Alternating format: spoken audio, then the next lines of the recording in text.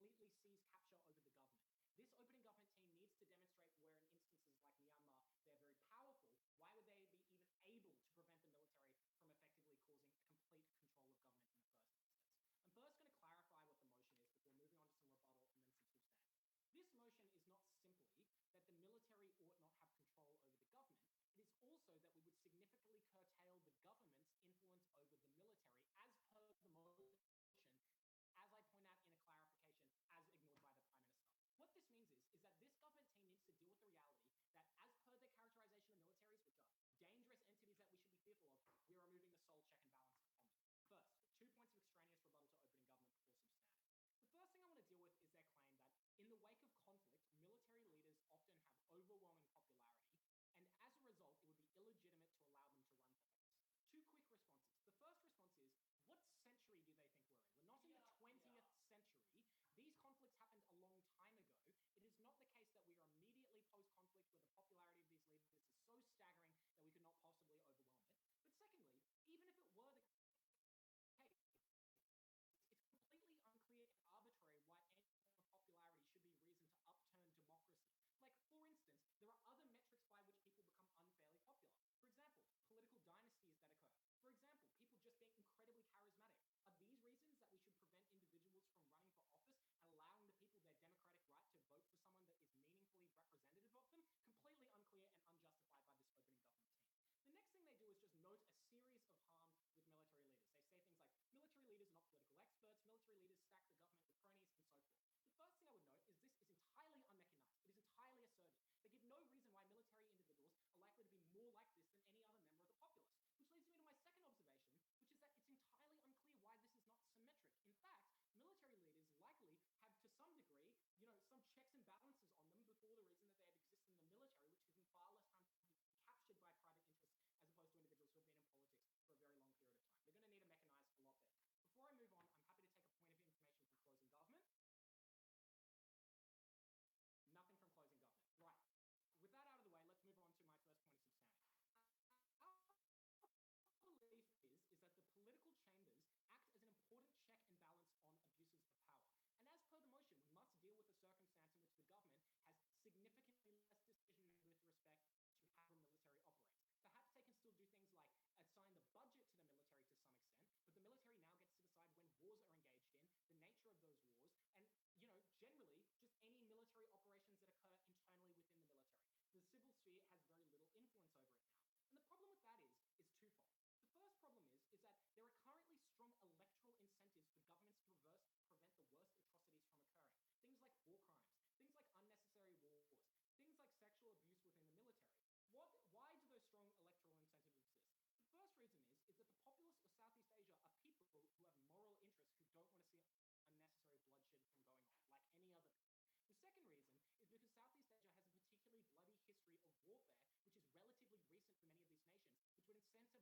sanctions on the people. It often looks like things like opposing militaries attacking you, or it looks like things like economic damage occurring because all your money is now being poured into a war that you cannot possibly sustain.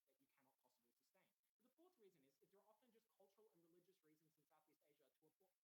For instance, like Islam in Indonesia is a good example of that. What that looks like in reality is where this has actually happened. Like, for instance, the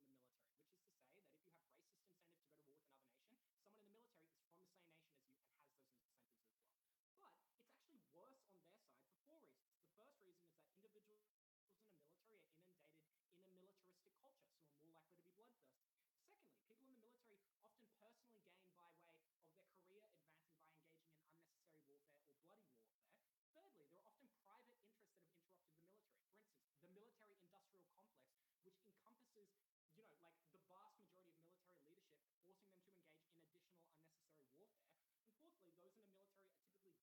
And fourthly, those in the military are typically desensitized to war, making them more likely to engage in the worst warfare. What that means is on our side of the house, we avoid the most bloody war, the worst war, and wars from occurring in the first instance. Closing government? Yeah, Closing government? that we Yeah. want, let's say, remove the existing military from Myanmar, from positions of power. What exactly will they do? Will they engage in all-out war against the government and the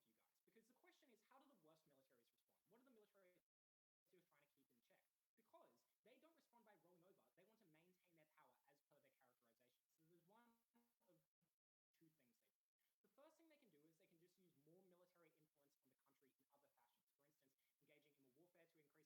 so this is my next point as substantive. I want to talk about military influence on society. And as I note in my introduction, there's a problem for you guys. Because the question is, how do the worst militaries respond? What are the militaries trying to keep in check? Because they don't respond by rolling over. They want to maintain their power as per their characterization. So there's one of two things they do. The first thing they can do is they can just use more military influence on the country in other fashions. For instance, engaging in warfare to increase their profile, or doing things like increasing military presence in the nation itself to increase their profile. That is far less preferable to them engaging in democratic leaders where there are checks and balances against them. But additionally, they will do things like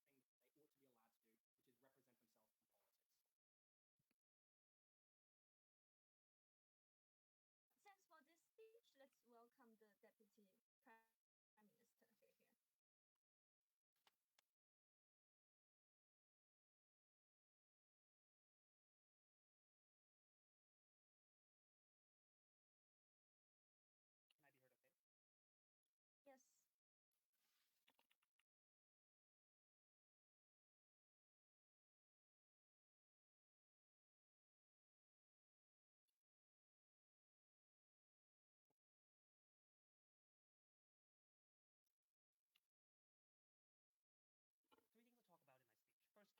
is, what happens in the good instances? Because militaries often play an important role in politics for the reason that they are democratically elected in, and they are often culturally important, significant figures who have an important role to play in politics. Which asks a principled question here. What is the bar for removing an individual's right to running from office and removing the rights of the public to have that individual represented in office? Because this opening government team certainly has not substantiated it so far. All this does is it increases the risk of bad governments being taken over by bad militaries, and it means that good militaries are unable to do the thing that they ought to be allowed to do, which is represent themselves in politics. Thanks for this speech. Let's welcome the Deputy Prime Minister here. Can I be heard okay? Yes. Three things to talk about in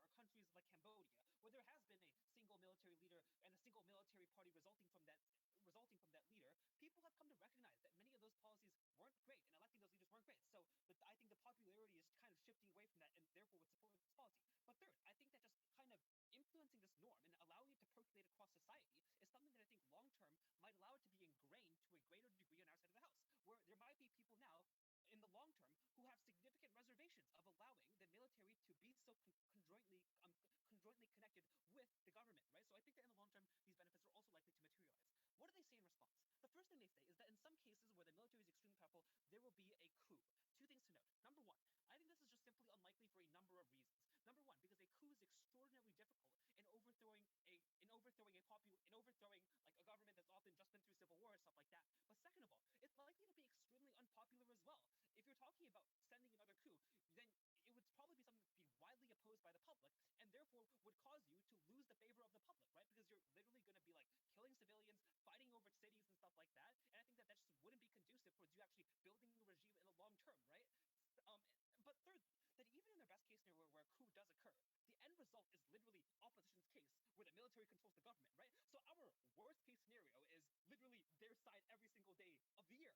Second thing they say is that these groups would now use other mechanisms to power grab if they could not go through the mechanism of the government.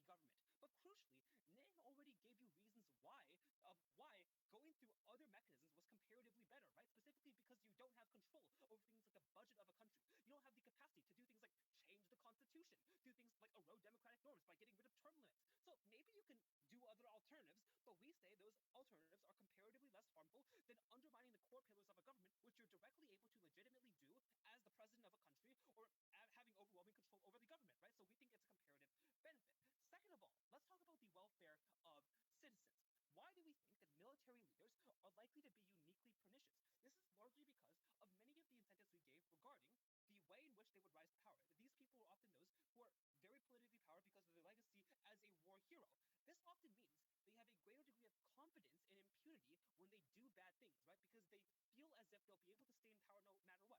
Because often elections are not very competitive when they are running against other non-established parties, right? And what this often does is it gives them significant room to bend the government to their discretion because they feel like it's easy to do so. What is the comparative, and why do we think alternative independent political entities are better, right? And this is where we show the incentives are comparatively better on our side. Number one, people who run for politics in our world tend to have much smaller reputations, right? And because being in power is much less secure, there's a stronger incentive to do things like produce results, so people will actually re-elect you as opposed to the other no-name who's running for office. But second, that these figures are also significantly more reticent to unilaterally change democratic norms because they just don't have that sense of security and constantly being able to control government. Second of all, there's much more likely to be competition between different parties on our side of the house. So on their side of the house, you will get instances like Malaysia, where the BN party literally dominates elections for 60 years. You get examples like Singapore, where the PAP dominates every single election from the day Singapore was conceived and earned independence. This is what's going to happen on their side. On our side, yes, there will be different people with bad interests, but when they're contained within all these different parties who are fighting for the public interest and fighting for the public vote, it's comparatively better because it means that there was a race to the bottom to uncover the bad deeds of the other parties and a race to the top in producing the best policies and best outcomes to improve the lives of people so you'll actually be elected. But fourthly, the people who are elected on our side of the house will not be elected because of their war record, but rather because of bureaucratic competence, right? The fact that they actually have like some knowledge of the economy or some knowledge about how to run things, rather than electing like a Mao Zedong who decides the Great Leap Forward is a great idea to cause a famine to 50 million people, right? That is what you get on their side of the house when you're just going to vote for people based on them winning a war, right? What do they say? They say two things in response to this. The first one is that the military now gains autonomy on our side of the house. Two things to note. Number one, that the public obviously still has some control over the funding, right? Because like the funding of literally anything is dictated by Congress or the Parliament that presumably has elected representatives in it. But second of all, I contest the notion that the public automatically has a good idea about what military decisions are, right? This is because even if the military is somewhat bloodthirsty or desensitized to war or keen on promotion in some cases, we think the public is infinitely worse for two reasons. Firstly, because they literally don't have any information, because most of that information is classified information that you can't give to the public. So how is someone able to make a rational,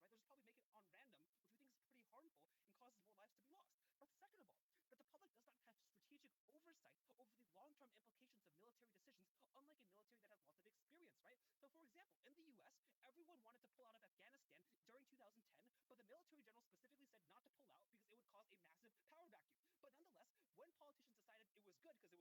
popular, what it caused was a rise of a power vacuum and the rise of ISIS, which is one of the most bloodthirsty insurgencies ever seen in the last 3 decades. So that's often an example of how bad it is to just give military decisions to the public to automatically choose. Before I move on, I'll take a few off in closing. So how do you decide which is an issue of a military concern or an issue of political concern? An issue of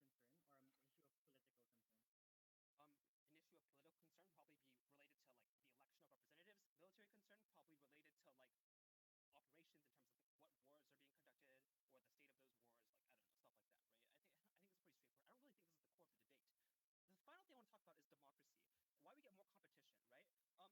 First of all, we have significantly more competition on our side of the house. The response to this is that being popular is not a reason to curb democracy. Okay, maybe it's not. But at the end of the day, even if we're curbing people's democratic rights in the short term, we ensure that democracy is healthier in the long term and is better able to access people's preferences. This is precisely because of the incentives we outlined and how they're comparatively worse and more likely to have backsliding on their side. The final thing they say is that powerful militaries, JK, the final thing they say is that these conflicts happened a long time ago. First of all, this is empirically not true. Many of these wars are ongoing or have happened in the past 2 decades. But second of all, that the legacy of this is readily apparent in the fact that there's still dominant parties that came from the initial military leaders, right? In the same way that like all the parties in Southeast Asia are often come from a single group and are often highly uncompetitive. So because we improve democracy and we improve the lives of citizens, and we think this will be reasonably effective, very happy to. Great, thanks for the speech. Let's call upon the Deputy Leader of Opposition, hear him. I'm on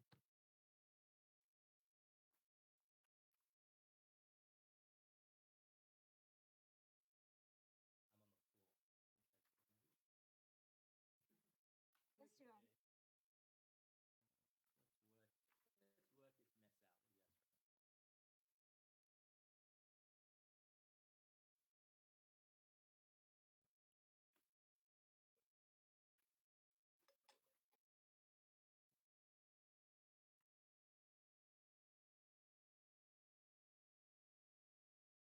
I'm going to start with a clarification on the setup of this debate, which is to say that we do not stand the status quo in countries like Cambodia, and insofar as the opening government team has the fiat to ensure that apparently in post-Khmer Rouge Cambodia that all military officials were barred from election, we also have some fiat in this debate, which is what Ollie tells us. And the sorts of things that we stand for are not a separation of those spheres of influence, but rather a sharing of power and a diffusion of it between those interests, meaning that both military and political decision makers would be in the room and would be required to cooperate in order to lead to the sorts of outcomes that we're describing. So that means that both worlds have checks and balances on these sorts of powers, and it is not as if our world is just military leaders get to do whatever they want to do. Let's start then with the question of feasibility, because they say, it's popular in Cambodia. And note that we agree, we don't dispute that, but we also get to make those sorts of changes ourselves. Let's start with their first main claim, which is that these sorts of people win elections. I have 8 things I want to say in response. The first is that we can also counter fiat reform to address the specific issues that they desire. So if they have the power to stop Suharto or Sukarno running in Indonesia, we have the fiat to impose election monitoring, strong constitutions, ensuring that you can't have military people show up at booths.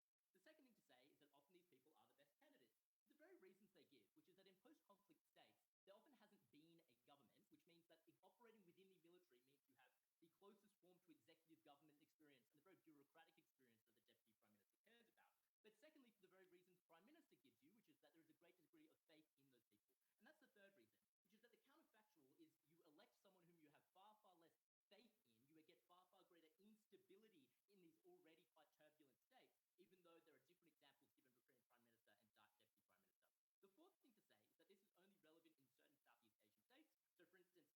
Minister. The fourth thing to say is that this is only relevant in certain Southeast Asian states. So for instance,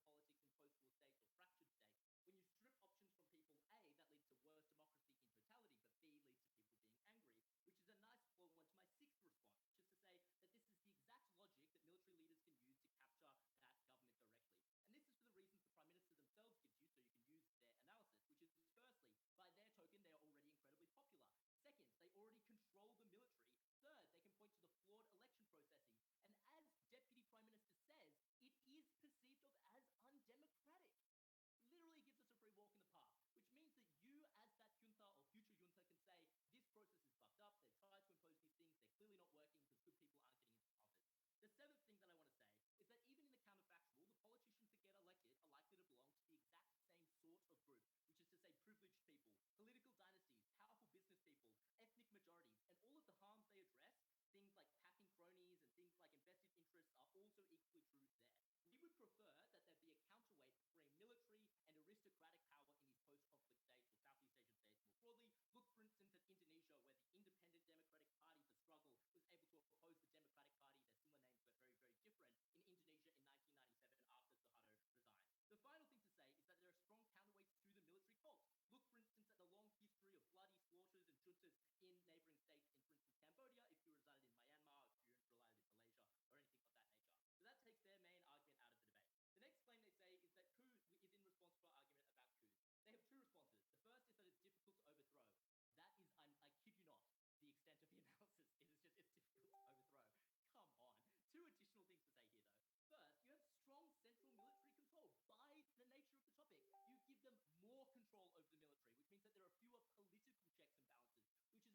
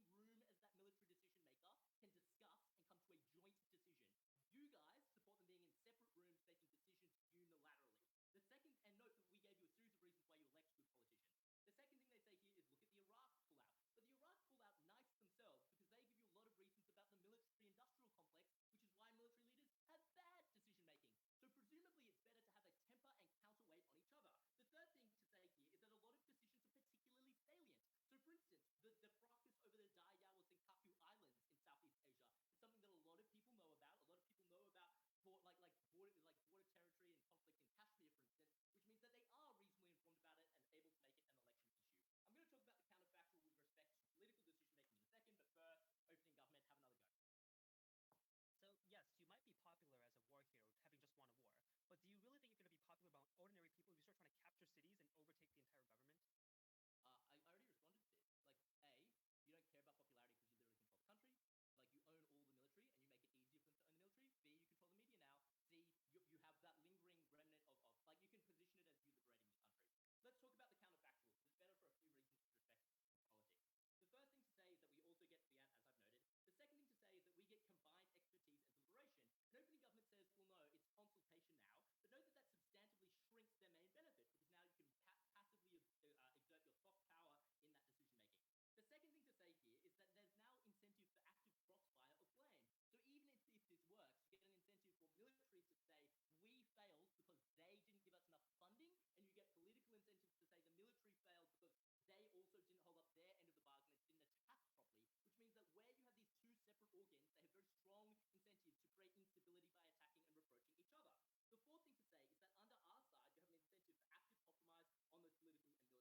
And the final thing to say is that people in both camps, i.e. you are a military former leader who is a politician now, you have an incentive to temper both powers, right? Because you don't want to be threatened in your political power by the military or vice versa. So at the end of opening opposition then, we are the team that proved fundamentally and most resoundingly that you get strong political checks and balances, but also that the risk of the worst thing, which is a military uprising in the state, is substantively diminished. Incredibly proud to oppose. Cool, thanks for the speech. Let's welcome the member of government to start the closing hub debate.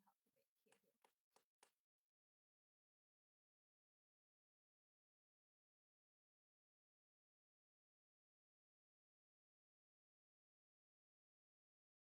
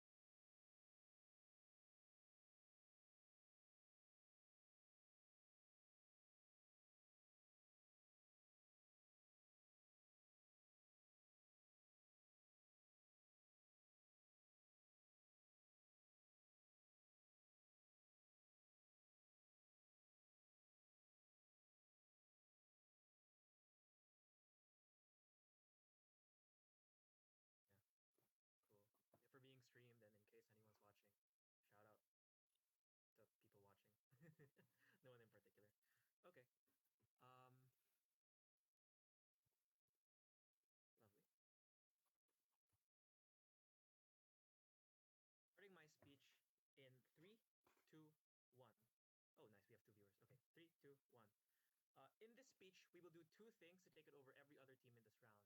First, we will explain the most important goal and interest of countries within Southeast Asia, at least the ones broadly shared by most countries, and then explain why you make that far harder. And then secondly, we will explain the range of reactions the military can take outside of just going straight up and doing a coup. We get that the coup is probably the largest and biggest harm, but there are a series of other potential and plausible harms that are much more likely and thus much more valuable in the debate. Moving on. First point, what is the most important goal in Southeast Asia right now? Looking at the broad list of countries that government gives, as well as a few other ones, like, for example, Thailand and their military junta, Malaysia and the Malay crisis back then, as well as the Philippines. Then I want you to understand that the most important issue in Southeast Asia right now for most countries is one of security, is keeping their people safe. And there are three structural reasons for why this is the case.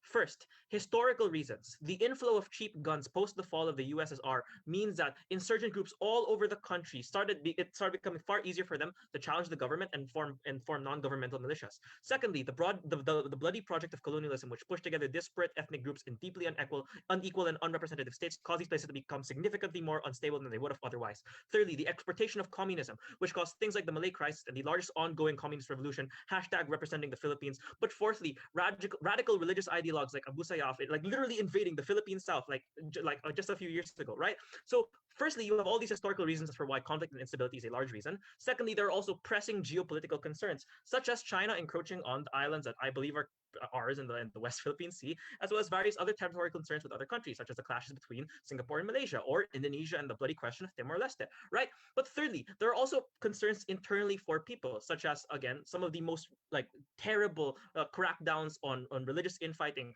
as well as religious discrimination, as well as even things like the drug trade. So these are all reasons as to why security is simply the most important reason and most important goal in Southeast Asia. So just explaining why this is the most important thing in the debate.